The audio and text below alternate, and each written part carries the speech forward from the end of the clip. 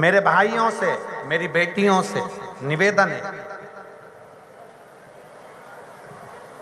एक निवेदन करना चाहूंगा। मेरी बेटियों से, मेरी जीजियों से, मेरी माताओं से, जब भी शंकर के मंदिर में अर्चना करने जाओ, लोटा भर के जल चढ़ाने जाओ, अगर तुम्हारे नगर में, तुम्हारे मोहल्ले में, तुम्हारे क्षेत्र में कहीं शंकर का मंदिर है और तुम अगर एक लोटा जल चढ़ाने के लिए जाती हो, तो मेरी माताओं के लिए यह विशेष है, मेरी जीजियों के लिए विशेष है, मेरी बेटियों के लिए विशेष है कि 3 स्थान शंकर के शिवलिंग में, 3 स्थान ऐसे हैं जहां का स्पर्श कर लेना चाहिए और अपने मन की कामना बाबा से कह देना चाहिए। तो कहते हैं वो नारी को जिंदगी में कभी दुख नहीं झेलना पड़ता है।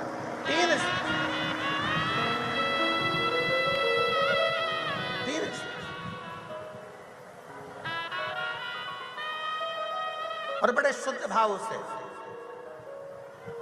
बड़े श्रेष्ठ भाव से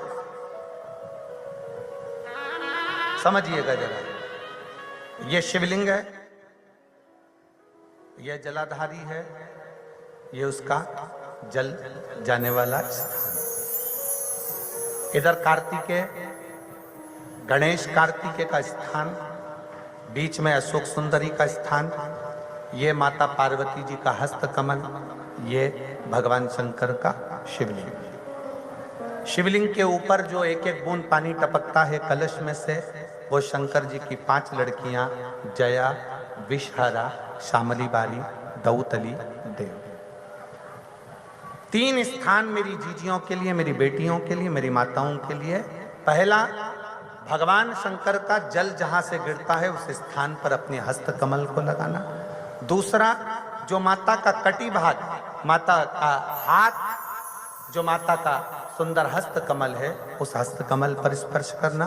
और तीसरा, जहां से जल बहता है उसके ठीक विपरीत भाग में, उसके ठीक विपरीत भाग में जो माता पार्वती जी का हस्त कमल है, जहां जल बहता है उसके ठीक विपरीत भाग में उस स्थान का स्पर्श करना।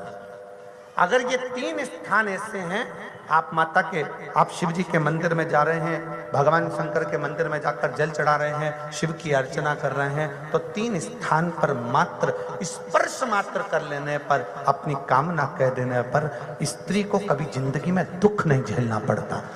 और कितना भी, फिर एक प्रैक्टिकल